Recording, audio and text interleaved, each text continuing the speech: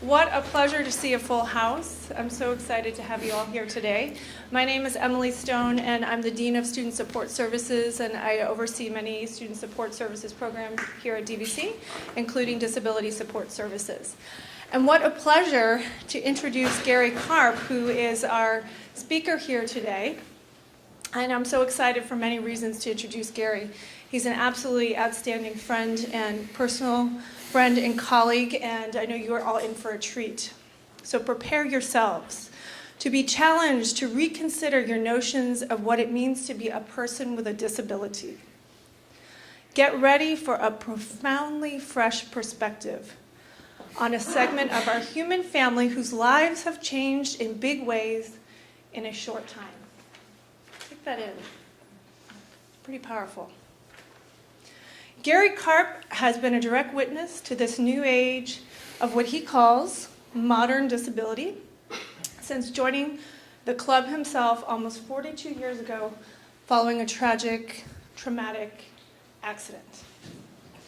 Now Gary is a leading voice telling his story of emergence and potential and what it means in all of our lives. His work is a service to people who are facing the process of adjusting to disability in the workplace, to help employers understand and embrace the largely untapped talents of people who happen to have disabilities, and educators who play such a central role in this story. For his work as an author, journalist, speaker, and trainer, Gary has been inducted into the Spinal Cord Injury Hall of Fame as a disability educator. Settle in for this very unique journey. You might just see some impressive juggling along the way. Please join me in welcoming Gary Karp. Thank you, Emily. Thanks, everybody. So, I grew up a suburban, middle-class Jewish baby boomer in Southfield, Michigan, just northwest of Detroit. These are my parents, Sam and Betty Karp. They got married just after World War II ended, and just before my father was discharged from the Navy. He was a commander in the Pacific. He took troops into battle under fire. So like a lot of those guys, when he got home, he just wanted to find the prettiest girl that he could who was willing to marry him and get on with his life. And of course, the women were all waiting for the guys to come back because they wanted husbands. So there was a lot of focus on this. My parents got engaged after 6 dates, most of which were double dates, they tell me. My father was a pharmacist, so he opened a drugstore. They bought a little house and started popping out the babies. I'm the third of 3 boys, so I'm a baby boomer. My brothers are 5 and 8 years older than I am, which meant that I always had to wait my turn for everything. They always got to do everything, like 8 years before I did, including working at Karp Drugs, which I was really looking forward to. And I thought the cash register was so cool. And my dad saw that I was interested, and so he had somebody start teaching it to me, and I picked it up fast. So they taught me how to count change and bag merchandise, and my dad taught me to always give the customer my full attention and say thank you at the end of every transaction. So amazingly, my dad trusted me to run the checkout counter in the front of Karp Drugs when I was 8 years old. I'm sure he had somebody keep an eye on me, but nonetheless, it went well, and I loved working in the store. First of all, I had access to all the free candy and Coke I could want, and I have a mouthful of cavities and crowns to show for it. I could sneak looks at the Playboys under the counter. But best of all, I got to witness what my father meant to that neighborhood. This was a working class neighborhood in Detroit. He was a last of his breed corner druggist, and he meant way more to those people than just somebody to fill their prescriptions and going to buy bread and cigarettes. And I know it's cutting out because I'm in the wrong spot. They trusted him. They relied on him. He knew their stories. He knew their families. He knew their kids. And it was just a really, really wonderful thing to witness, because my father really believed in supporting people, including me. So I took an interest in music. Actually, we all had to take piano lessons, and I really took to it when I was young, in the piano and the guitar, and I started performing when I was 15. I got interested in photography, when I was 14, and my dad built a darkroom in the basement for me. When I was 16, I read The Fountainhead by Ayn Rand. And idealistic kid that I was and still am, I was totally turned on by the story of this brilliant, uncompromising architect, Howard Rourke, and I was good at math, so my parents bought me a drafting table. So every step along the way, I was supported by them in all of these interests. And here I am, at the age of 18, at the very pinnacle of 70s fashion. Hey, I was hip in 73, okay? This was cool back then.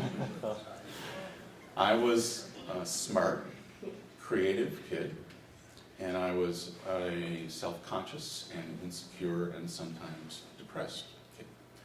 And here I am at my girlfriend Rowena's prom a year after high school. I had taken some liberal arts classes. And I was a B- student because I was really good at the things that came easily to me and I enjoyed. Math, design, writing. And I just couldn't discipline myself, didn't have a work ethic to do the things that required a little more attention. I'm still struggling with this, but believe me, I'm always working at it. So I had a modest grade point average, but I managed to get accepted to architectural school, which I was about to begin in the fall. And then on the 4th of July, 1973, my parents got that phone call that every parent dreads. Your son's in the hospital. He's been badly injured. There was a huge storm that blew through Detroit in late June of '73, which is therefore why this is the last photograph of me standing. And a neighbor hired some friends of mine and I to clear his property. It was covered in broken branches. It took us 2 days to clear it all away. And there was a tree in the front yard that he wanted cut down. So we've got a cheap, irresponsible adult hiring kids instead of professionals, and 18-year-old boys being offered money. Of course, we said yes. And I was over 6 feet tall by then, definitely willing to try to impress my friends, an approval seeker. Somebody had to climb up into the tree to cut off a large branch first. So I volunteered. So there I am, 20 feet up in the tree with a chainsaw. I had never touched one in my life. And when I started cutting into that branch, it was so long and heavy, it started to just crack and break off from its own weight. And the tree sprang and literally threw me out. And then 20 feet later, I'm on the ground, instantly unable to move or feel the lower half of my body. I had broken 2 vertebrae, T12 and L1, which is where the ribs meet the spine. It's low down in the back. And injured my spinal cord. By the time they got me to the hospital and I was on that emergency room table, my body was responding with shocks. So I'm going through chills and nausea and convulsions. And they couldn't give me anything for pain because they had me testing for my sensation to assess my paralysis while they're poking me with all kinds of needles and tubes. And this was the most grueling thing that I've ever been through. Until finally, they give me some drugs and I'm lying there waiting for the surgeon to come. And at that point, my mother had shown up. And I was conscious enough to hear my mother just over my shoulder talking to a doctor, and she says, "He's not the type to let something like this stop him." My mom, that woman that nagged me all the time, she's expressing this belief in me. I never heard her, I think I must have known, but I never heard her actually say something like that before. And it was so profound, because in that moment I realized that she believed in me that much, and I knew my family was going to be there for me for who knows what was about to come. Of course, the first thing that had to happen was the surgery. And it was classic. Anybody remember Ben Casey and Dr. Kildare? I know this goes back a long way.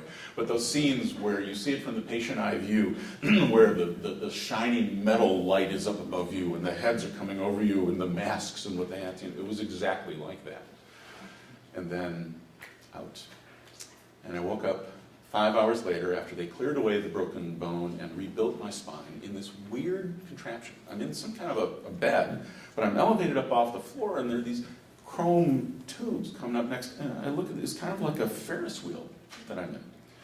And they explained to me that I had to lay straight while the surgery healed. Couldn't sit up, I couldn't turn. And to protect me from bed sores, I was in this device called a circle bed, or a circle electric bed. And it was designed so that when you're on your back, they lay this thing over you. I called it the ironing board.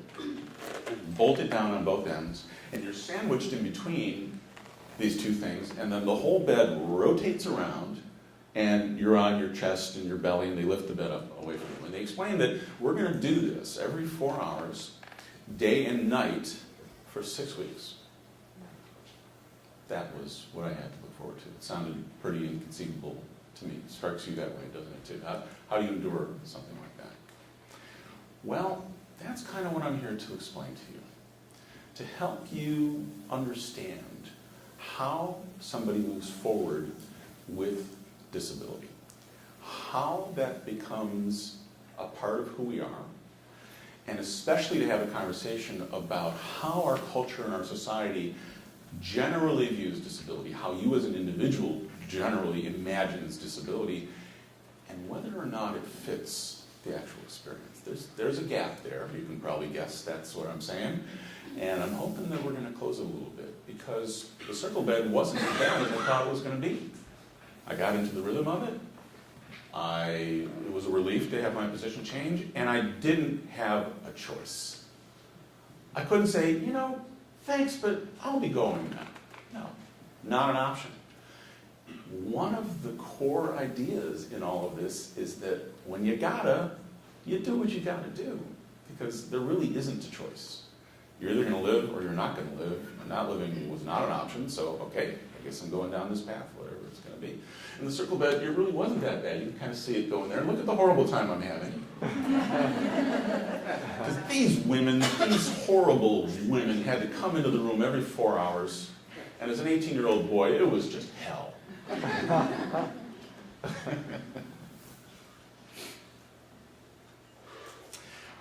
I went through a lot of adjustments, obviously, but one of the core things that I discovered is that I was still me. I was still, the same person interested in the same stuff. I still loved the same people. I still didn't love the same people. I still had apparently some of the same shortcomings that I had before, and in the ways that really, really counted, it didn't change me at all. And I'm hoping to give you some sense of this actual human experience of being a person who happens to have a disability. And I brought a number of people along with me to help make the case. This is Judy. Judy is quadriplegic from a car accident that she was in, broke her neck a little over 30 years ago. It's important to realize that people are people. We all breathe air. We all bleed red blood. And regardless of what kind of a package we come in, we're really not so different from one another. And, I think we all just need to relax and realize that we all want kind of the same thing out of life. It seems basic, and it seems obvious, but there's something about disability that has such visceral impact, that has this power. And when you live in the world with a visible disability, you experience it all the time. You really get that people just don't quite know how to react to it very often, and it evokes all kinds of feelings in people. So one of the things I want you to understand is that a big part of how this works is learning how it works. A lot of it is method, it's technique, it's how it's done. And so after my 6 weeks back and forth every 4 hours, I never totaled up how many times it actually was. But after my ride in the circle bed, I was able to sit up again, and so they sent me to the Detroit Rehabilitation Institute, where they trained me, where they prepared me, where they optimized me. So one of the reasons that living with a disability is not the big deal that everybody thinks it is, that's often my reaction when people go, oh wow, how incredible. Well, I'm good at this. I have mastery of this. Because I went through this process where I got prepared for it. And one of the things they did was they made me really as strong as they could. I mean, I was this skinny 18-year-old kid, and they had me pumping weights, and it was so intense, and it was so painful, but it happened so fast. I actually still have stretch marks on my shoulders because my skin couldn't keep up with how fast my deltoids were ballooning. They took this skinny 18-year-old kid, turned him into this hunk of manhood. What's funny about that? I think I'm insulted. All right, well, I have to prove it to you. Well, you can all see. Hope I don't rip another shirt doing this. Calm down, ladies. You too, sir.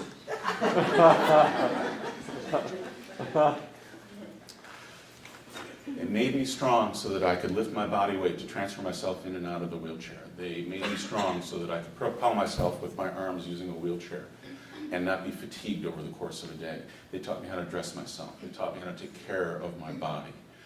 They gave me all the skills that I needed, and when I got back in the community, here I am just a couple weeks or so after rehab, ready to go, you know, in the wheelchair of the day, which was, let's just say, a little bit heavier than the one that I'm in right now.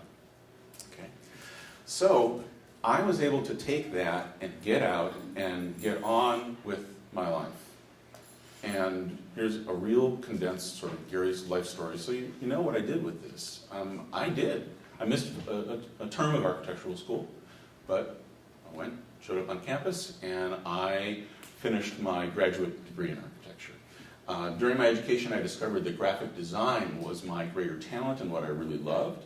And this was 1981, and suddenly I was in the exact right place at the exact right time to get trained in this very early but very sophisticated computer graphics production system for making presentation graphics. It was a multi-million-dollar industry.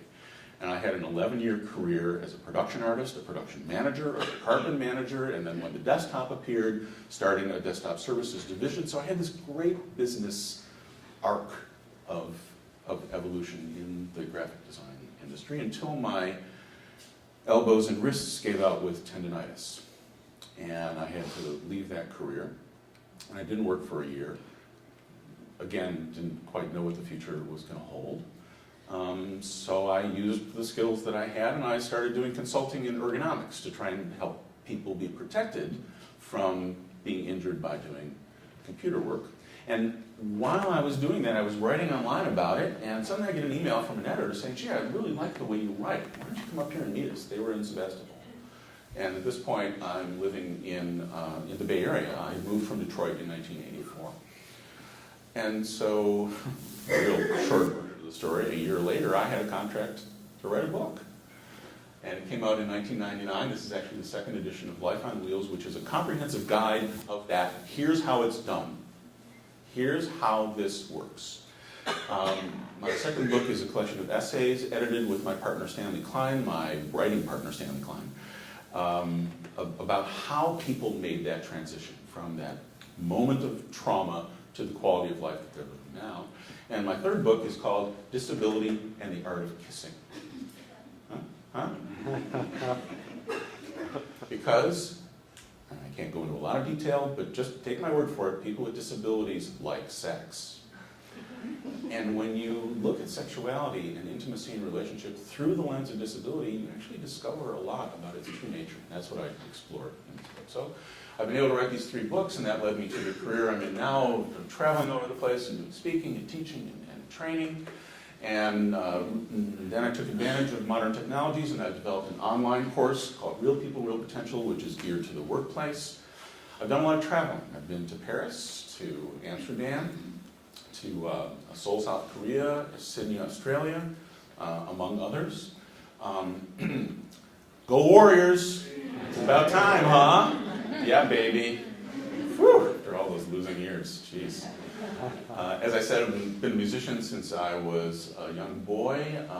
Tendinitis kind of messed with it, but I still show up at blues jams and just more focused on the electric these days. I did manage to record a CD of original instrumental acoustic guitar music before my tendinitis set in, available on iTunes.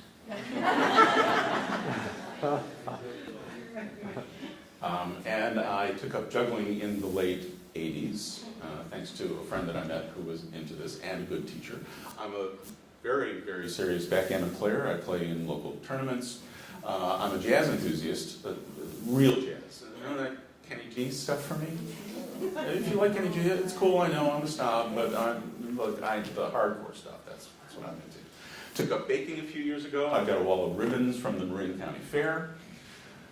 I am a lover of dogs and a gardener, and I have a spiritual life through my Jewish identity, my meditation practice, and the use of Photoshop.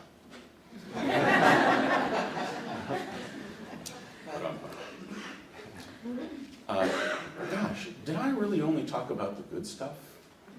I guess I should also mention my 2 divorces and my bankruptcy, and just take my word for it. I've made a few really boneheaded choices in my life because it's been a life.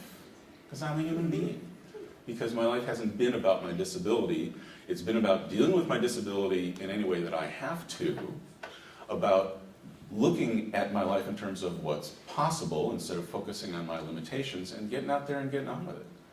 And I discovered that there was a great deal of possibility. When somebody has a traumatic experience, you can't have a vision of your life forward. You have no point of reference for it. So of course, it's a traumatic process, and it's very intense and can involve grieving and a lot of fear because you just don't have anything to base your future on.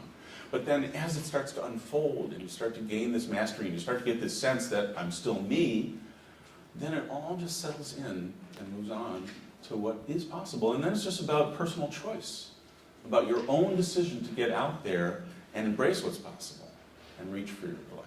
Now, is it easy? No, of course, it's not easy. But it is doable. Very doable. More doable than is commonly believed in our culture. It's very clear to me in my experience and through all the people with disabilities that I know that we all witness the same thing. Everybody thinks that it's an extremely rare and difficult and amazing thing for somebody to get on with their life and thrive, much less feel good about themselves with a disability. And I'm here to challenge you to reconsider whether or not that's true, however much you might subscribe to that point of view.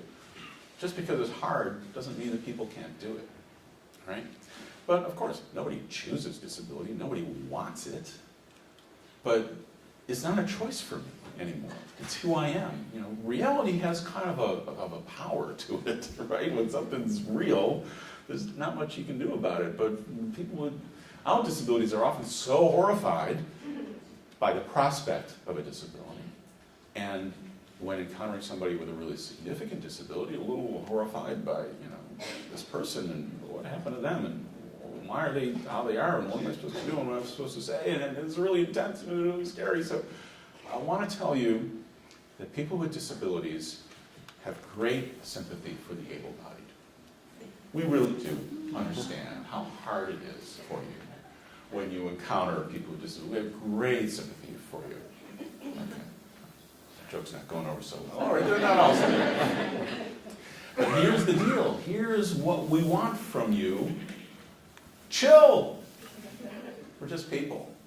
And you really, when you take the time to understand this, when you take the time to have more experiences with people with disabilities of all kinds, when you take the time to look at it, you really realize that it's not the big deal that so many people think it is, and really we just want you to just relax. It's cool, it's all right. But it takes getting used to. It's not that it's easy for you. You need the experience of encountering people with disabilities. And one of the things that I'm doing here is with all these people that I'm bringing on video is to sort of help you get a little more encounter with more of them. Like my friend David Roach here, who was a computer programmer and then got involved in writing and performing. One of the funniest, smartest people I've ever known. Nothing to do with disabilities, just who the guy is. But he was born with a vascular problem in his face that required surgeries and radiations and lost part of his jaw and his teeth, and he's got this very, very interesting face. So obviously, when you meet David for the first time, it's an impactful thing, and he understands that. I learned that the stares, the double takes, the glances that I got, the surface glances, so-called, that kind of thing. People were not being cruel. They didn't hate me. They weren't prejudiced against me. In other words, it's like the first 3 minutes doesn't count. They're just getting used to me. Wow, that's great. I got to give up, to let go of that first 3 minutes. I can't tell you what a great life skill that is. How about that? So maybe disability isn't all bad.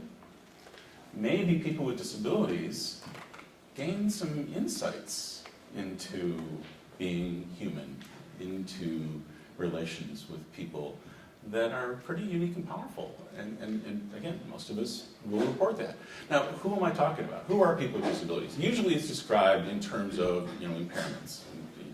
Paralysis, cerebral palsy, blindness, deafness, brain injury, developmental disability, Down syndrome. It's a long, long, long list of how human beings can, have a disability of some kind. We're fragile beings. You drop me 20 feet out of a tree, it's not going to go well, obviously. But I define this population in different terms. I'm going to ask you to look at them a little differently. I have these 3 categories. One is people with disabilities from childhood or birth. For them, it's just who they've always been. There is no process of traumatic change for them. This is Jim. Jim was born with spina bifida, which is the spine doesn't close properly, so it has impact on the spinal cord. And Jim has his own business in Berkeley. He does film post-production audio. I think that the experience of people who have acquired a disability versus having been born with a disability is a bit different. So I have no sense of loss of having been, the high school track star. No, he's just witty and smart. Okay. The next category is my category, people who acquire a disability, in which case there is an adjustment process of some kind to go through. And it's about getting support, getting resources, being willing to believe that maybe I'll come out the other side somehow. And frankly, more and more people are believing that that's the case when it happens to them, because there are more of me and a lot of other people that are out there demonstrating. And my hope is that for all of you, that of course we don't want you to become traumatically injured, but if it did happen, I would urge you to try to embrace an attitude that says, okay, this sucks, I wish it hadn't happened, I'm going through whatever I'm going through, but you know what? There are a lot of people out there that are doing this. I don't really know how it works, but they can't be that much more special than I am, and so I'm going to insist on access to the support and the resources that give me my chance to get on with my life and come out the other side, because that really is how this works. That really is what people do, and then they arrive at the place that Don is going to describe. Don broke his neck and became quadriplegic about 20 years ago in a diving accident. That's a classic one, right? Diving into shallow water. Separating myself and my disability, I think, is impossible. It's really hard to say how much of myself is related to the disability. I see it kind of as inseparable. It's just who I am, neither an able-bodied person or a disabled person, just a person. Isn't this cool? Human beings are wired to do this. This is how we're built, to integrate something like this, to normalize. It's just who I am. I wheel, you walk. This is normal for me. I don't have that point of reference of I'm supposed to be a walking person. We accept who we are. I think that we're really built for that we're really meant to feel okay about ourselves as we are. Because, again, it's kind of a no-brainer. It's a common sense moment that people arrive at. Let's see, if I can't feel good about myself because I'm paralyzed, but I'm not going to recover, then I'm not going to feel good about myself for the rest of my life, and that's not okay, right? So people, they move on from it. And it really, again, it is more common and doable than you think. And then there are the people with recent disabilities who are at the beginning of that process, who are faced with those questions of how am I going to do this and how is this going to work. This is Sean. Sean experienced a traumatic head injury, and he describes the process that he had to go through. Having accepted it and being able to express to others, I'm sorry, I do have a disability, and being able to come forward with that and admit it to myself along with others has made it a lot easier to go through life. I would cry at night because the differences were so drastic for me personally. Now there's a lot more of an understanding and a feeling of it is acceptance, that this is okay. It's okay to be different than I was before. Making that journey to acceptance. Because what did he say? He says it makes life a lot easier. When you realize that accepting my limitations and aligning myself with my limitations, that actually opens up the possibilities. When you stay focused on what you've lost, then you don't get to see the path forward. Sean, he doesn't remember people. He forgets his own kids' names. And the people that he works with, he's in charge of assistive technology in a school system in Flagstaff, Arizona. And everybody just knows it. They just know he's not going to know who I am. He's kind of going to know I'm a teacher, but he's not going to remember my name. And instead of being insulted by it, they just introduce themselves every time they see him. They adapt to it, and that's what this is really about. All three categories, childhood disability, acquired disability to which somebody has moved through and adapted, and somebody who's at the beginning of that process, it's all about our being adaptable beings and people making that adjustment, normalizing, integrating, and getting on. So that's why I have a different definition of disability. Disability is usually defined in terms of limitations. The Americans with Disabilities Act defines disability in terms of one or more, the inability to perform one or more major life activities. That's the language, right? It's about limitation and loss. Well, here's how I define disability. I define disability as a characteristic of a person for which they seek settings that don't limit them, that allow them to adapt and pursue their potential. We're all the sum total of what we are, and a disability is a piece of that, and therefore we all have potential. And so disability is about what's possible for me. And where are the environments and the settings that don't get stuff in my way, like a place to live that I can come and go from on my own if I'm a wheelchair user, for example, right? And I'm going to get out there and I'm going to get out of it. This really is how disability works and how it should be working for everybody. Everybody buys this, so not everybody gets to embrace it. But it does take making this transition from what I call walking mind to wheeling mind, or it could be seeing mind, blind mind, hearing mind, deaf mind, all my limbs, none of my limbs. You know, take your pick. Whatever it is, it's the same thing. But for me, of course, it's walking mind and wheeling mind. Now, the walking mind sees a wheelchair and they think, oh, that's what a limitation that is, right? It's kind of a prison. You know, if you could walk, of course you don't want to lose the ability to walk, and of course you don't want to have to be using a wheelchair. It seems terrible to you. Well, from the walking mind perspective, that makes sense. And by the way, which is why the language is the way it is, confined to a wheelchair, wheelchair bound, right? That's the way our society views disability and the way it describes it. That's imbued in our culture, that walking mind perspective. But it's wrong, because from the wheeling mind, from my point of view, walking's not an option. It kind of changes what the wheelchair means at that point. This is a precious tool that makes my life possible. It's the source of my mobility. So I care about getting the right one, about knowing how to maintain it, about having good wheelchair skills, about having an accessible environment that I can function in. I don't feel confined to my wheelchair. I don't feel bound I feel liberated by my wheelchair. In reality, from my perspective, that's what this is. And when I describe this, a lot of people say, oh, what a wonderful attitude you have. But what they're really saying is, I can't imagine that I could ever get to that place. And it really just isn't true. When people are in that walking mind space, nobody thinks they could do it. I wouldn't have thought that I could do it. But then you're out on the other side and you realize, you know, this is kind of what makes sense. If I don't use the wheelchair, I'm not going to do anything. So that's how this works. And it's the same for everybody else. So it really comes down to what we believe about disability.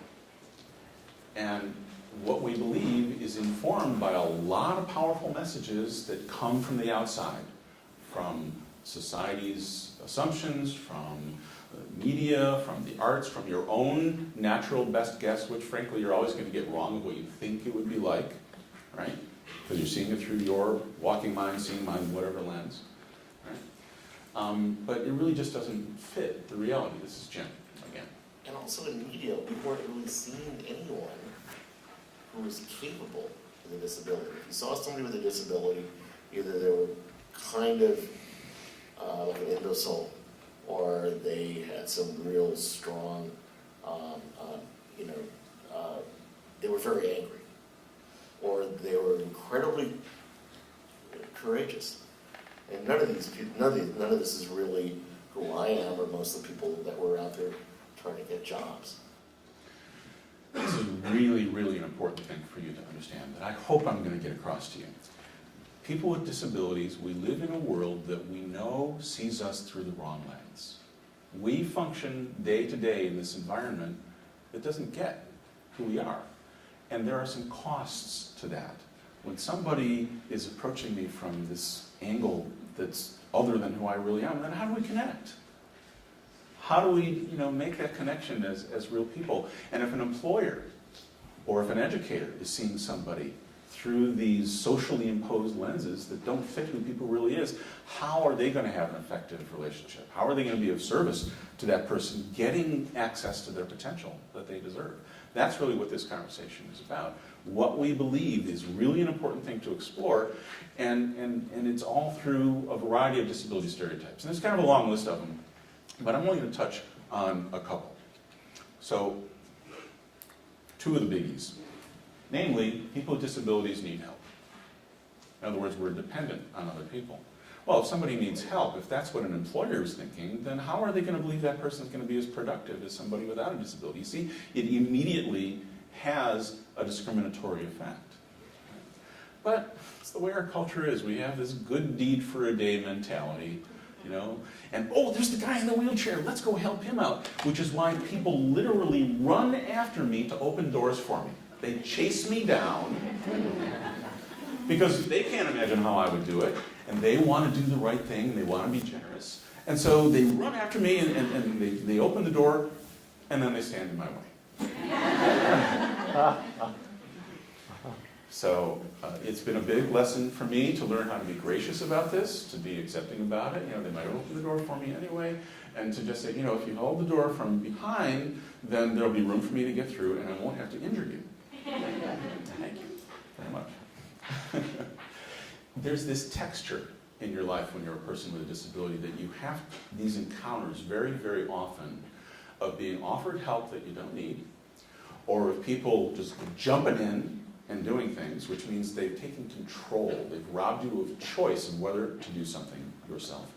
From a well-meaning, generous point of view, again, we understand you're trying to do the right thing, but the essence of it is who gets to decide, right? However well-meaning it is. So my favorite door experience was in Flagstaff.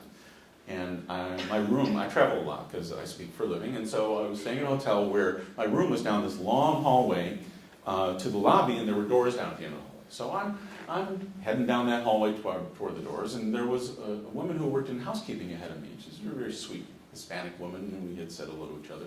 She sees me coming up behind her, so she starts picking up her pace to get to the door to open it for me. So I start picking up my pace. And the two of us are literally racing down the hall. And I get to the door first, and I open it for her. Because my mother taught me to be a gentleman. And because that way she's not going to stand in my way. Obviously, I try to use humor in these kinds of situations, but it's a dynamic that everybody deals with, which sometimes feels patronizing to them. So I'm going to give you a very simple lesson in 3 steps about how to respond when you have the impulse to want to help a person with a disability. Okay? It's a really very, very simple approach. First of all, pause. Take a couple of seconds to observe what's going on.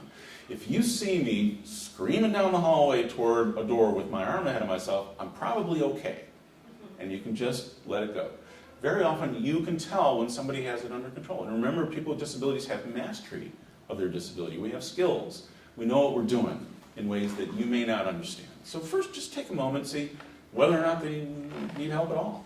Now, if it looks like this person might need or appreciate an offer of help, by all means, offer.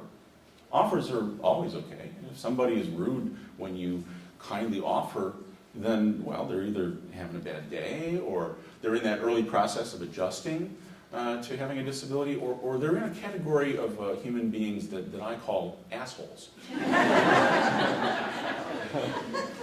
Just because somebody has a disability doesn't mean they're a nice person, right? But somehow it gets ascribed to the disability all the time. Right? But people are okay with that. But there's a difference, by the way, between an offer and a command. If you say, would you like me to get the door for you? Well, that's an offer. If you say, wait, let me get the door for you, no. Now you're telling me to stop and that I have to let you open the door for you. It can be subtle, but it's meaningful. Okay? All right. Now, and then if somebody says, no thanks, take their word for it and move on. And if they say yes, let them guide you in the right way to help. So you see how you can relax? You don't have to worry about, oh, I've got to help this person. And if you think they might need it, go ahead and offer. And then they'll either tell you no thanks, or they'll tell you what to do. So really, you can chill. Does this work for you guys, this 3-step model? All right, great. But it goes deeper than that. This is Neil. Neil was born with cerebral palsy, and he retired after 29 years as a senior vice president at a major bank in information technology. When I grew up, treating people were always on the receiving side of help. It wasn't until the disability movement began that I realized I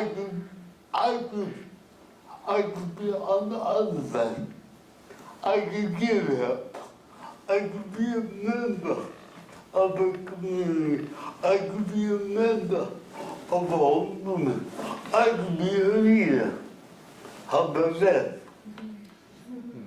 There was a sea change attitude shift that took place, particularly in the 60s, and I'll tell you more about that story in a bit, where the very attitude of people with disabilities who had been imbued forever with this attitude of, oh, I receive help, people take care of me, I have a disability, to the other sides. Wait a second, I can participate, I can contribute, I can be a leader, which Neil absolutely did. Right? But if Neil had been born 20, 30, 40 years ago, earlier for sure than he was, he would have been stuck away in an institution for all of his life. He would have been denied the quality of life that he had, including his wife, who also has CP, raised a son, the two of them, and he had this brilliant career. Right? So it's a core attitude shift that people with disabilities have about themselves now, which is why being seen as, oh, we're supposed to take care of you, we're supposed to be generous and charitable toward the disabled, might not connect with how somebody actually sees themselves and what their goals and their lives are really about. Okay? All right, the other stereotype is the idea of the extremes. That disability is either this horribly tragic, life-destroying, dream-crushing thing, or it's about inspiration and heroism and overcoming. Am I right? Isn't this the way disability is always portrayed in the media and the arts? It's one or the other extreme. Well, again, people with disabilities are going to say, look, I'm just doing what I got to do. You know, I just want to live my life. I've got to run the errands. I want to do work that's meaningful. I want to be valued in my family and my community. I want to have fun. I want to eat a lot of chocolate. I want to have sex. Did I mention that? And it really is about that middle ground. You know, I had a tragic experience almost 42 years ago.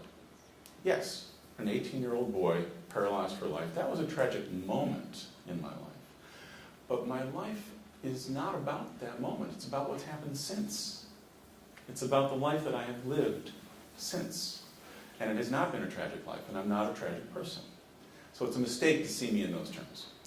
And, I mean, I got an ego and still kind of an approval seeker. You know, that's why I'm a ham and a performer. But when it comes down to it, I want to be seen accurately for who I am. And when people put me in that heroic, you know, that inspirational model, they're kind of missing the point. I didn't overcome my disability. I don't subscribe to that term. I don't see it that way. I adapted to it. I learned how it worked. I kept going, I made choices, and I lived the way I live. I don't see that as so heroic. You know what's heroic? You know, running in front of a bus to save a child, that's heroic. And you know what's tragic? People being denied access to their potential. People subscribing to these beliefs that disability is this limiting thing and you have to be this amazing heroic person in order to succeed, and then they don't get out there and reach closer to their potential.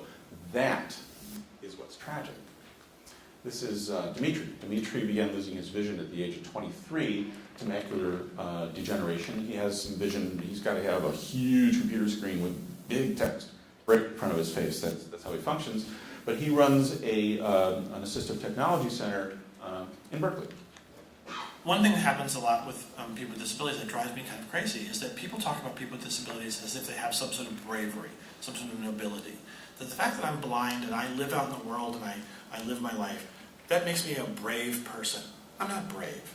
I'm living my life. My blindness is part of who I am, part of what I have to deal with in my life, and I deal with it. And that's just what is. It's not bravery, it's not nobility, it's just life. It's really kind of that simple. And everybody, and that's part of what can happen at the spirit of this setting, of the educational setting, everybody who is treated in those terms, as you're the person who you are, we're going to give you what you need, we're going to believe in what your potential is, and you're going to move forward from it, and we're not going to make such a big deal out of it. There's really a problem with this inspirational model of disability. Now, I want to inspire people. I mean, I'm an inspirational speaker, so I'm kind of supposed to inspire people. But you know what I hear all the time? Gary, you are such an inspiration. I could never do what you do. Let me get this straight. I've inspired you to believe that you can't do something? Something about that isn't right. And so, if you're going to be inspired, you're supposed to believe you can do more than you thought you could do, not less. That's the way it's supposed to work. And frankly, this story of people with disabilities is incredibly inspirational, but not because of rare, unique, special, remarkable individuals who achieve this. What's inspirational and incredible about this is how commonly people are doing it now, more and more. Of how many more people could be doing it if, as a society, we would get our heads around these attitudes that I'm talking about, which reflect the reality of people living lives with disabilities. Right? And it's really a problem in the workplace. If somebody's interviewing somebody and they're coming from that inspirational notion of like, are you one of those rare, remarkable, special few who could overcome your disability enough to perform well in the workplace as well as somebody else? You get what's happening here? It's an artificial raising of the bar. It ends up essentially discriminating against people because it's setting them against a model that really is not what they should have to be measured against. And unfortunately, we know that these attitudes are widespread in the workplace because of a variety of surveys. This one is from ODEP. Don't worry, you don't have to see the numbers yet. I'm going to show you numbers large. ODEP is the Office of Disability Employment Policy in the U.S. Department of Labor. They did a survey of employer concerns about hiring people with disabilities, and I'm not going to detail every single one of them. Just take my word for it. All of these are not true. For starters, that it costs more to hire a person with a disability. That's that fear that reasonable accommodations can be really expensive. Now, if the numbers are in, it's not. That people with disabilities lack skills. Almost half of them concerned that by virtue of having a disability alone, somebody doesn't have the skills to perform a job. Doesn't make any sense.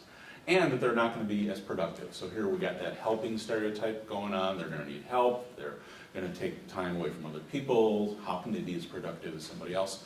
Not true. When you hire the right person, put them in the right setting for their abilities, and you give them what they need more help than anybody else. Right? That I can't evaluate somebody because, oh, they're lawsuit happy. They're going to run to the Justice Department at the slightest tension, or, But no, they need to know whether they're doing a good job. They need the same kind of guidance and management and support as any other employee so that they know what they need to do because they want to do a good job with everybody else, right? And almost a third saying, I'm not sure that I would be comfortable being around them. which also translates into, I'm not sure that the people on my team, my other employees here, are going to be comfortable having this person around. Well, it's just another thing that just doesn't hold up, because you know what happens? You start talking about what you're there for. You start talking about the work. You start talking about the warriors. You talk to me about backgammon and bread and jazz and dogs, you know, all kinds of stuff. And the disability goes away. Once you connect with the person, once you make that individual connection, really, the disability just becomes part of the whole deal. It's not anything special. But sadly, this is what people with disabilities still face in the workplace. And that's why, since the ADA was instituted and the 25th anniversary is this July, unfortunately the employment numbers have not improved. Huge numbers of people fully capable and wanting to work are not in the workforce, because we still have a big job to do to clarify these things, all right?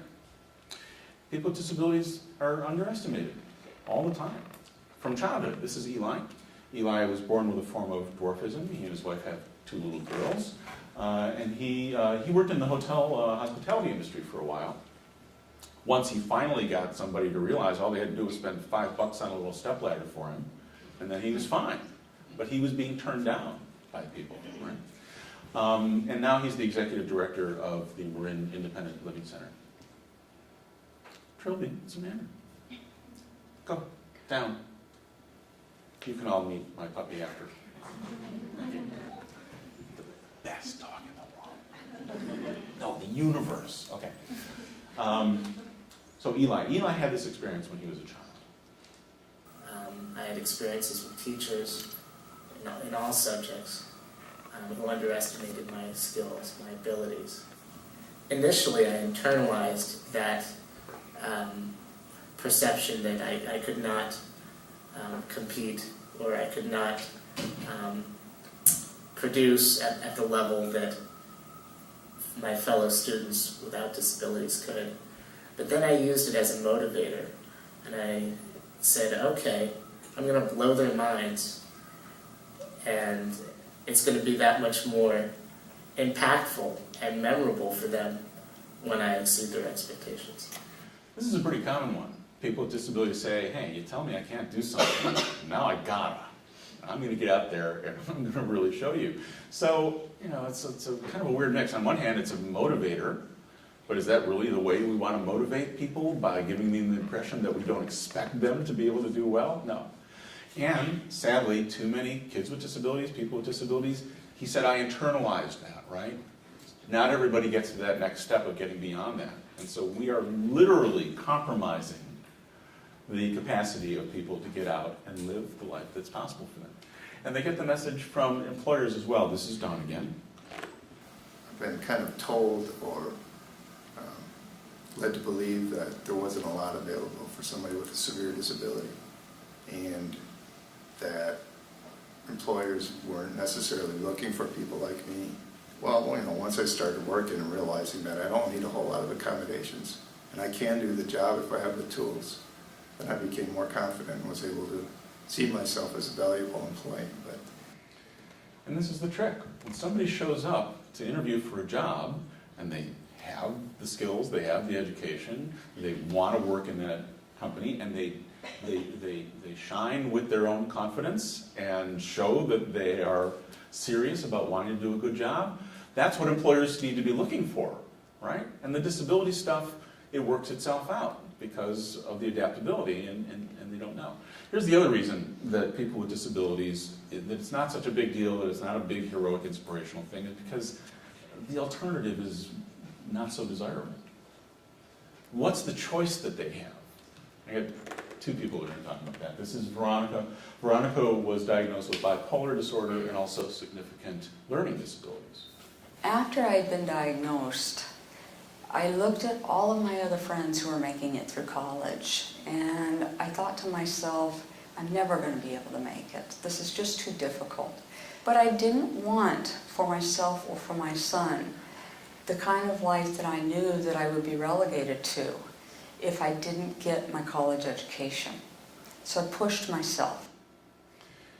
Veronica has had corporate jobs as a training manager, and she and her husband, they have a school that specializes in working with people with learning disabilities. She runs a business, right? And here's Jim again. I looked at some of the people that I was going to summer camp with, which was my basic interaction with other folks with disabilities, and I realized a lot of people were just going to be living with their parents until they died, and then they go into an institution. And that was really the trajectory, and I didn't want that to be me. I used to say, well, I had a choice between staying at home and watching Hollywood Squares with my mom, or going to college. I love that one. So you get this? It really comes down to some pretty simple choices. You know, do you want to end up in an institution, or do you want to get an education and get out there and have a life? It's like, duh, it really is a no-brainer. So am I getting my point across? This notion that when you see it, it's like, oh, what an amazing thing you're out there doing. It's like, well, there are a lot of reasons why that's exactly what they're going to do. And it's not that hard of a choice, really, when it comes down to it. And then it's a question of whether they get an environment that doesn't limit them, right? My definition of disability, that allows them to pursue their potential. But society just, in so many ways, has it wrong, and I still see the evidence of this all the time. How are we doing that? Okay. Have you seen the exoskeleton? Have you guys heard about this?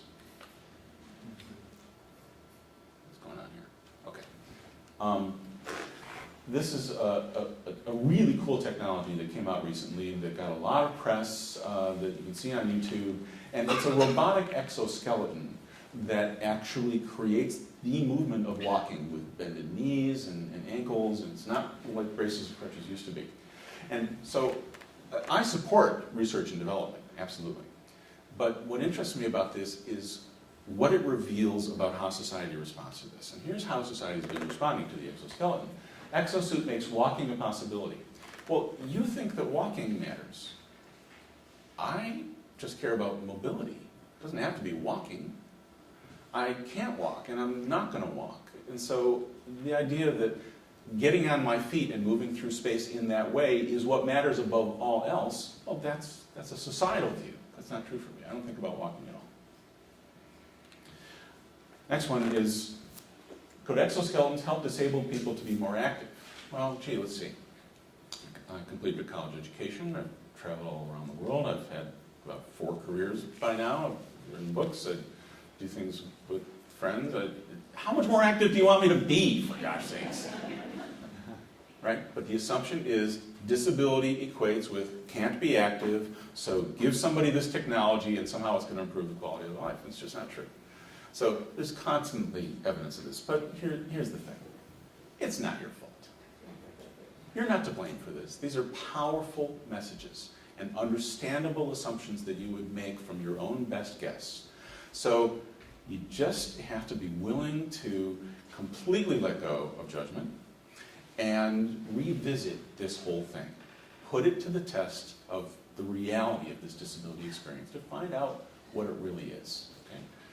Because another reason that it's so much more doable than it's ever been is because the world has changed in a number of really significant ways. For one thing, people with disabilities are healthier than ever before. More people with disabilities are surviving. I wouldn't have survived my spinal cord injury if it had happened 20, 30 years before it did happen. And people, when you're more active, then you're healthier. When people are stuck at home and don't have access to things that they can do, then they're far more likely to abuse substances and chocolate and be depressed and gain weight and then put more of a burden on the healthcare system, and then their family has to be doing things to take care of them that they wouldn't have otherwise. There's this horrible stuff that happens just because people aren't out being active. And there are a lot of recreation options, a lot of sports that are available now. It's possible to travel, and we have world-class athletes with disability who perform in the Paralympic Games, which is Olympic-level world-class sport. So it's kind of a contradiction. Disabled, healthy. A lot of people don't think that those two things can coexist, but I'm very healthy in the context of my disability. On command? Okay. People with disabilities with mobility disabilities are much more mobile than ever before. Come so far from those old cane-back chairs to these incredibly sophisticated, very advanced, custom-built, modular, highly engineered, ultra-lightweight, computerized power wheelchairs. I mean, the difference is just phenomenal in how much more comfortable I am in this chair, in how much easier it is to push, how much less stress it puts on my shoulders and my body, how much less it fatigues me, and how better looking I feel in it, right? I don't feel like I look like I'm a patient in a medical device. I'm using a pretty slick, modern tool, which is a source of my mobility, right? And the same thing is true for buses and trains and planes and boats and everything. So people with disabilities, much more mobile population. You guys can't see, she's rolling around on her back. Would you stop trying to steal the show from me? Oh, goodness. Trilby down, that's the command. Yeah.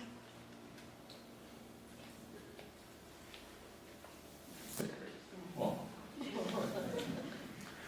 we live in a much more accessible world. So in 1973, when I was injured, there were no curb cuts, there were no blue parking spots, there were no accessible bathrooms. I went through a lot of back doors, had to be carried up and down a lot of stairs, or there were things that outright I just couldn't do because it just wasn't possible, right? But now, they're putting curb cuts where you don't even need them. Favorite picture. What the hell? Maybe we'll put a sidewalk in there when it fits. Which led us to the curb cut effect. Have you ever heard this phrase, the curb cut effect? What happened when they started installing curb cuts throughout the public? Yes? People with strollers use them. People with strollers use them. Elderly people who have to come to curb. Sorry? More bikes use the sidewalk. More bikes use the sidewalk, yeah. Not necessarily a good thing, you're saying? Skateboarders, delivery people. In other words, when you include disability in the overall design program, you end up with a better design. So the language that's used now, is that so? It used to be barrier-free design, accessible design, handicap design. No, now the term is universal. Trilby, let her go. She wants to come over. Trilby, come. Oh, come here, Steve. Come on, let's. Over here. Trilby, come here. You want to show off? Come here. Up. No, you don't want to. I can tell. Okay. You want to come over here and sit with the interpreters, don't you? Okay. Down. Trilby, down. Ugh, she says. Okay. Good girl. Stay. All right. Technology has totally changed the scene for people with disabilities. We have an information economy. Work is less about physical labor. Anybody can drive a computer now. You don't have to have hands. You don't have to have arms. It's just doable by anybody.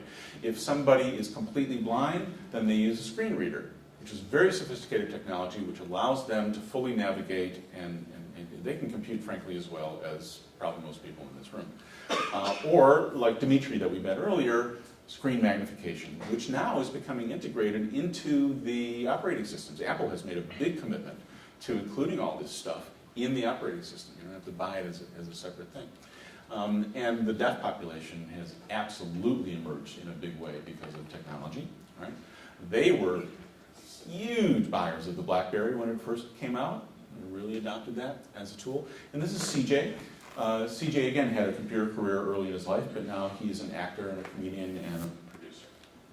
Technology really makes a difference for deaf people, so that hearing people can interact. You can make a phone call to me through VRN, video relay services, and it's so easy to communicate. And that's where a lot of employers can say, oh, all the technology is so accessible. They make it easier to have deaf people work in the workforce. Right. So, video relay is pretty cool. They have a video link with an operator, and they communicate in sign language with each other, and the operator voices. So you get a phone call, CJ is calling you, Gary. I'm a video relay operator, and I will be voicing for him. And then you have a conversation. And it's on mobile devices now. It's incredible. And so it's about this perspective of understanding technology and its relationship to disability, which Dimitri, of course, is expert in. In the work that we do at the Center for Accessible Technology, we actually don't talk to our clients about their disabilities because it's an oversimplification, but we don't really believe they have disabilities. There's nothing wrong with these people. There's something wrong with this technology. And so when someone comes in, they talk to us about their computer and they say, I can't see the print on the screen. Well, obviously there's something wrong with the screen. We can fix that. So again, instead of focusing on disability and limitation, the focus is on what are we trying to accomplish here and how do we do it? A big part of the disability story is about design and problem solving and creativity and innovation. There's just an immense amount of it which has spilled over into our daily lives in ways that you don't even really realize. Right? All this voice technology that we're using on the phones now, that was disability driven originally. That's the way it is. People with disabilities now are more educated because now, thanks to the accessibility and the mobility and the health and so on, and because kids are mainstreamed in public schools now from the time they're young. So there's a whole population of people now who are able and are getting educated at higher levels all the time. Disabled Student Services offices on campus which provide people with the settings that they need in order to pursue their potential. See, that's how it's working. It was a little different for me in 1973. Here I am again, Gary, the architecture student with hair. Another bad joke. And I arrived on campus. I said I missed one term because of rehab. And I show up on campus and I discovered that the building where I'm about to spend the majority of my time is completely inaccessible.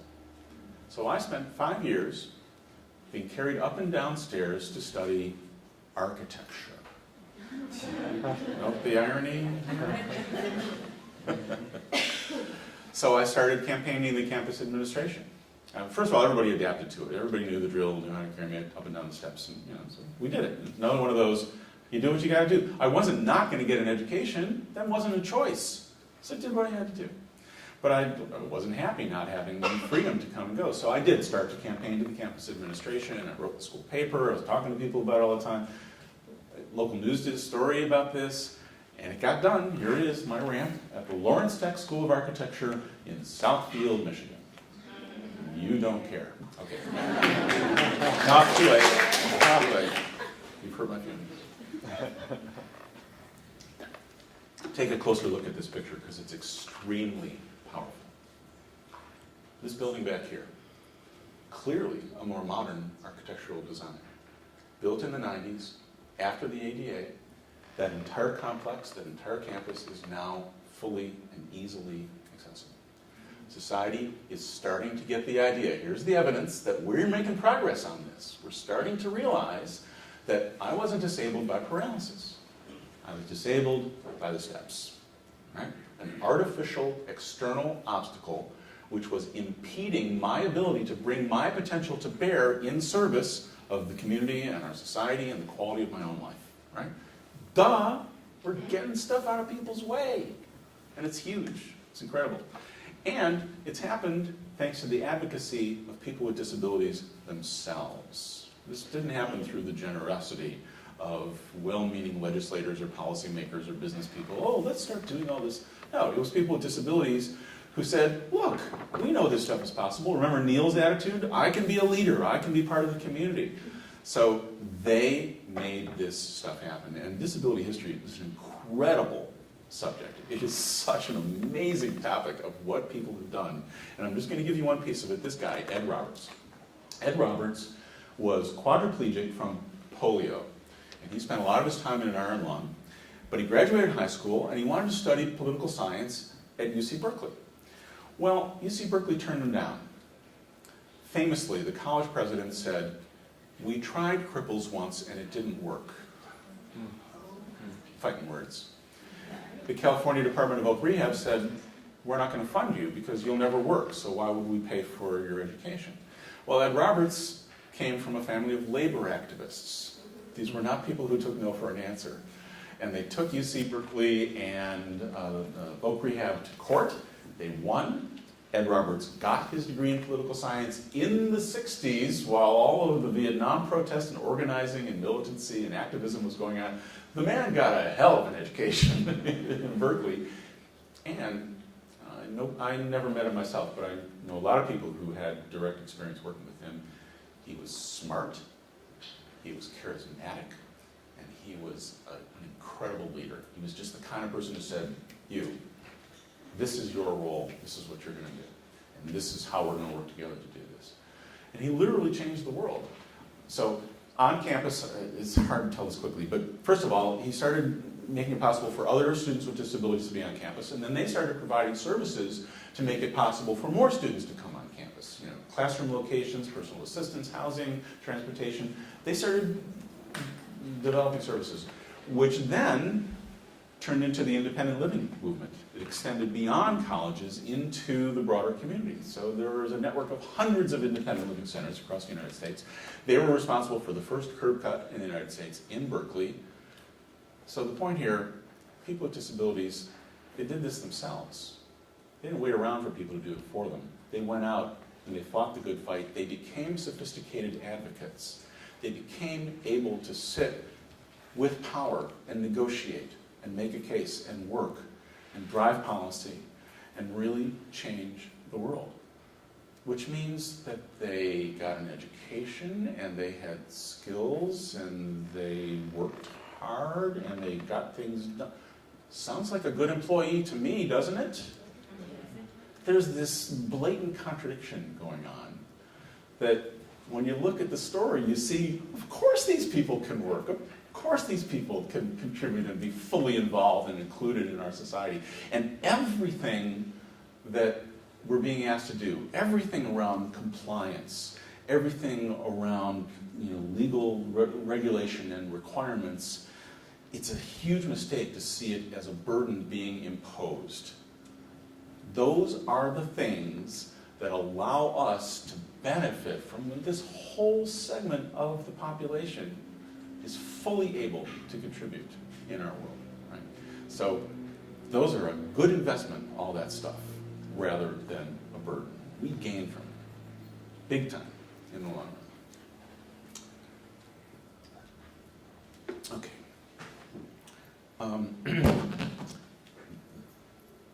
This is the not a happy ending part of my story. This is the tough part of my story. Because I need to tell you more about my dad. That very handsome former Navy commander, pharmacist, very sweet man. Well, in the early 70s, before my injury, Detroit was going through some really cataclysmic changes. And the neighborhood where my dad's drugstore was just in a nosedive economically. And he had to sell the store. So he was going through this immense change of having to decide about his new business.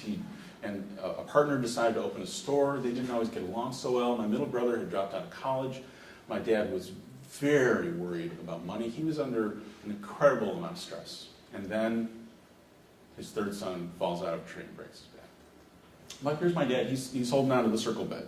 He was fully there through the entire time. And he was also, of that generation of, I'm strong. I'm the one in control. I don't show any weaknesses, the naval commander thing. And so he was just fully there through the whole thing. But then 13 weeks after my injury, when I came home from rehab, I came home to the news that my dad had died the day before. They told me that they found him slumped over in the car on the road on the way to the new store. And he had a history of high blood pressure, and that he'd had a heart attack. So I came home to not having my dad. But 6 years later, I learned that that wasn't the true story. And this is the hard part. The day before I came home from rehab, my dad took his own life, which was completely unimaginable to me. It was just beyond conception. That this man, everything he was and everything he believed about me, that he would ever make a decision like that. So I had to learn more about it, and the more I learned about it, I learned that he actually struggled with a lot of insecurity, a lot of self-doubt. My mother, later, I talked to her about it, and she revealed some of these things to me. And he had doubts about how I was going to do. That he thought that I was going to spend a lot of time sitting home watching television. 1973, there were not models out in the world living the way I live. I am of a first generation of people living the way I have lived with my paralysis. So my dad was subscribing to these old models. He was subscribing to these stereotypes. And there was another pharmacist in the community who had been shot closing his store for his deposit, and he didn't do well with paraplegia.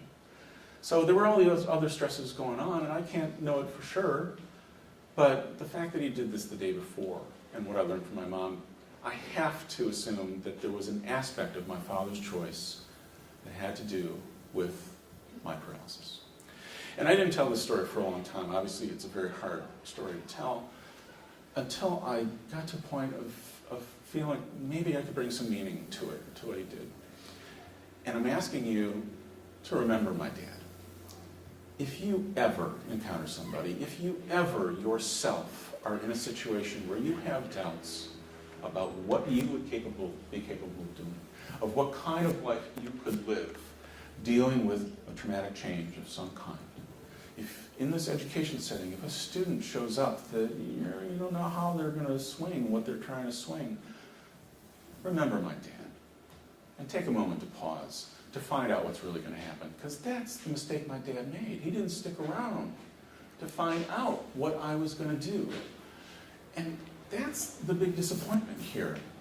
That he didn't get a chance to see that my injury was actually something that set me on a path on life to do work of service in the world in a deeply, deeply meaningful way. That his teaching me to say thank you to that person across the counter, that his support of my music and my performance, that his encouragement of design, all led me to this moment many years later where I get to make a difference in the world. And I get to get up here and show off and make dubious jokes and do this kind of meaningful thing in the world. This is an amazing time we're in. An absolutely incredible time that we're in right now. And it's truly historic. There we go. And we're all part of it. We're all playing a part in making this transition, in literally shifting the very beliefs of an entire culture. Right? We're bringing about change so that everybody gets the opportunity to be seen accurately for who they are as whole people with real potential. That is the mission that we were all on right now, right? People like all these people that you've met in the video clips. Real people with a wide range of characteristics who absolutely accept themselves as they are and are not okay with being denied access to the life that they know is possible, or at least a chance to find out what it is. That's what they deserve. So I hope that you're getting the message that it really is true. All of us really just truly want to get out and live life like everybody else. And in the course of that, you might be surprised by what somebody with a disability is capable of, or what you might be capable of. I never thought that I would be able to live with a disability, and I never thought that I would ever learn how to juggle. I had actually tried a number of times with a little higher. You can stand up in the back or come around the sides if you need to, right? But this is not something I ever thought that I would be able to do until I learned that the way it works is you start at the beginning. You set appropriate goals. You go at a reasonable pace. You trust the people who know how it's done to guide you, and then you make a next step, and before you know it, you've arrived at a goal. You don't get there without a certain amount of dropping. I did that on purpose. You know, it's a cliche, but it's true. People have a right to fail. That is what people with disabilities, students with disabilities, have the right to as well. To take risks, to have things not work out, and to learn from it. And that's, boy, when you understand that, that's when the really cool showing off starts.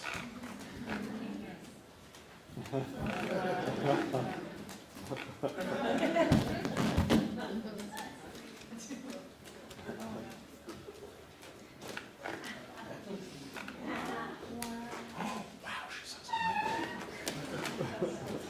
then pretty soon you find yourself doing things that you were absolutely convinced were completely impossible. Okay, this is a really hard one. You're supposed to be clapping for this.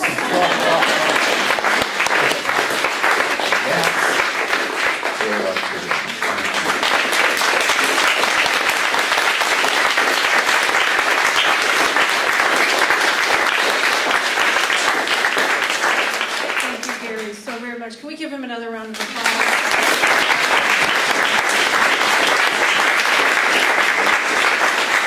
I know some folks may have class to go to, but we have 5 minutes. We have time for one question. Is there somebody with a burning question you'd like to ask Gary? Anybody? Can you All add a right. bowling ball and an egg? That's not much. But I did pass clubs, for what it's worth. We have Again, any never questions? thought. Yes. Carrie, yes. Gary, what do you think, I mean, because it seems like, and very great talk, thank you so much, but for people with like mental illness, that seems to me, at least from my perspective, kind of not the next frontier, but like a whole other level of acceptance, like for employers, like to understand that that can be as debilitating as like, you know, a physical impairment. I don't know. What are your thoughts on First of all, I'm talking about, to begin with, a segment of the population of people with disabilities that, without question, that there are ways to adapt and get out. And that's not to say that there aren't some disabilities that really do impair somebody from being able to function in certain ways, and so it's about an objective assessment of does it really limit them or not, or is there a way to adapt? And that's the question. And certainly there are a lot of people who are in that cognitive psychiatric range that, you know, whether through medication or whether certain kinds of strategies of how they manage themselves, like Veronica with her bipolar disorder, you know, she falls into depressions and she has these manic things, but she understands them, she recognizes them, and she knows how to respond to them and deal with them. And when she has had employers, the way she talks about it, who got that, then that's when everything went well. It was when there was that discomfort and that resistance rather than aligning with that what was possible didn't happen, right? So that really has to be the spirit that we're all driven to, first and foremost. What does this really mean, right? And let's not jump to any conclusions about what's possible or not possible until we all give ourselves the chance to find out what's going to happen. And if something isn't working, if somebody is inappropriate in the workplace, if they're failing to perform on the job and they've been given all the proper supports and guidance, then they lose the job, right? There's nothing in disability law that protects somebody from keeping a job that they're not succeeding in. But it really is also the responsibility of the employer if you don't give them the accommodation that works for them, and if you don't give them the opportunity to understand something's not working, what can we do about this, like any good manager should, then it becomes an employment issue. It's not a disability issue anymore. Understand? So sure, some of the psychiatric disabilities can be kind of tricky. But like veterans coming back from the wars, you know, a lot of PTSD, a lot of traumatic brain injury, those people are substantially employed, and they don't want to be employed just because they were heroes in the war. They want to be employed because they're qualified and, you know, and they get to do a good job. They don't want charity. They don't want it to be about that. But they also want people to understand how they work, right? So that they can have that flexibility that they need to deal with it when it's happening, so they can keep getting back to doing the job, playing my role in my family, whatever it is. So does that kind of answer the question? Okay, thank you. All right, so we are at 2 o'clock. Can we give Gary another big round of applause? Before you all leave, a quick announcement. This has just been absolutely outstanding, and this is a contribution to our equity speaker series. And it's really wonderful to see disability included in the conversation. And just want to thank you all for taking the time out of your class schedule or your work schedule to be here for this important conversation. For DVC employees, you may be aware that we have a professional development workshop with Gary here in this room at 2:30. We're going to turn the room around, put some tables change the room layout. So we'll take a bathroom break, and for employees who want to come back, we encourage you to do so. It's 2:30 to 4:30 here in this room. And again, Gary, thank you so very much. Thank you. Come up and say hi to Columbus.